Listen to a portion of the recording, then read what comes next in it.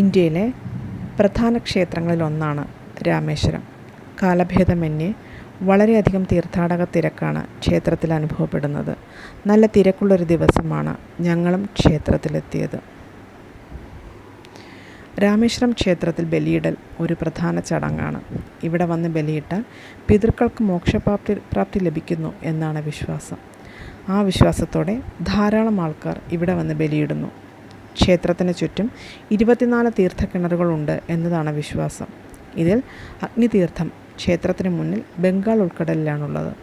കടൽ തിരയില്ലാതെ ആഴമില്ലാതെ വളരെ ശാന്തമായി ഇവിടെ കാണപ്പെടുന്നു.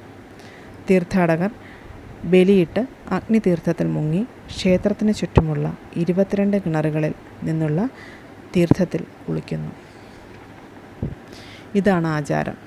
ഇതോടുകൂടി നാം അതുവരെ അറിഞ്ഞും അറിയാതെയും ചെയ്ത പാപങ്ങൾക്ക് പരിഹാരമായി എന്ന് വിശ്വസിക്കപ്പെടുന്നു. ശേഷം ഈറന്മാരെ ക്ഷേത്രത്തിൽ ദർശനം നടത്തുന്നു.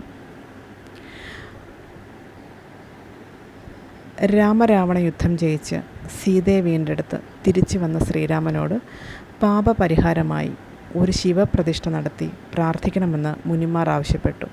ഇത് പ്രകാരം ശിവലിംഗത്തിനായി ഹനുമാൻ കൈലാസത്തിലേക്ക് പുറപ്പെടുന്നു.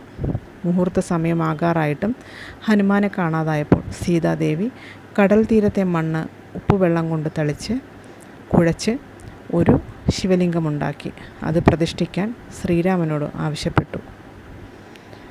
മഹാവിഷ്ണുവിൻ്റെ അവതാരമായ ശ്രീരാമൻ നടത്തിയ ശിവലിംഗ പ്രതിഷ്ഠ എന്നൊരു പ്രത്യേകത കൂടിയുണ്ട് രാമേശ്വരം ക്ഷേത്രത്തിന്.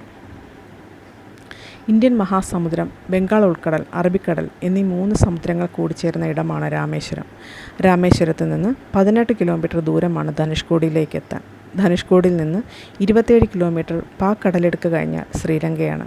ധനുഷ്കോടിയുടെ മുനമ്പിൽ ബൈനോക്കുലറിലൂടെ ശ്രീലങ്ക കാണാനുള്ള സൗകര്യം ഏർപ്പെടുത്തിയിട്ടുണ്ട്. കോദണ്ഡരാമക്ഷേത്രത്തിൽ ദർശനം നടത്തിയിട്ടാണ് നമ്മൾ ധനുഷ്കോടിയിലേക്ക് പോകുന്നത്. വിഭീഷണൻ ശ്രീരാമനെ കാണാൻ ഇവിടെ എത്തിയിരുന്നു എന്നാണ് വിശ്വാസം. ഈ ക്ഷേത്രത്തിൽ നിന്ന് ബൈനോക്കുലർ വഴി രാമസേതു കാണാനുള്ള സൗകര്യം ഏർപ്പെടുത്തിയിട്ടുണ്ട്. രാവണൻ അപഹരിച്ചു കൊണ്ടുപോയ സീതാദേവിയെ വീണ്ടെടുക്കാൻ രാമലക്ഷ്മണന്മാർ വാനരസേനയുടെ സഹായത്താൽ രാമസേതു നിർമ്മിച്ചു എന്നാണ് ഐതിഹ്യം.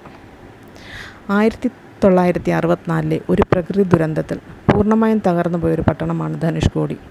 ഇന്നും ആ നാശാവശിഷ്ടങ്ങൾ കടൽ തീരത്ത് അവിടെയായി കാണാം. റെയിൽവേ സ്റ്റേഷനും പള്ളിയും സ്കൂളും സർക്കാർ ഓഫീസുകളുമുള്ള ധാരാളം ആളുകൾ എല്ലാ സൗകര്യത്തോടും കൂടി ജീവിച്ചിരുന്ന ഒരു സ്ഥലമായിരുന്നു ധനുഷ്കോടി. പിന്നീട് ഒരു പ്രേത നഗരമായി മാറിയ ധനുഷ്കോടി പതുക്കെ പുതുജീവനിലേക്ക് മടങ്ങി വരുന്നുണ്ട്. ചെറുകിട കച്ചവടക്കാരും മത്സ്യത്തൊഴിലാളികളും തീർത്ഥാടകരെയും കൊണ്ട് സജീവമാണ് ധനുഷ്കോടി ഇന്ന്.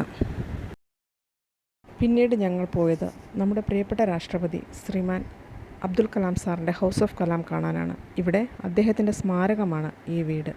മിഷൻ ഓഫ് ലൈഫ് ഗാലറി എന്ന പേരിൽ ഒരു മ്യൂസിയം ഇവിടെയുണ്ട്. ഭാരതരത്നം ഉൾപ്പെടെയുള്ള ഔദ്യോഗിക ബഹുമതികളും അദ്ദേഹം എഴുതിയ പുസ്തകങ്ങളും അങ്ങനെ അദ്ദേഹവുമായി ബന്ധപ്പെട്ട ഒത്തിരി കാര്യങ്ങൾ ഇവിടെ സൂക്ഷിച്ചിട്ടുണ്ട്.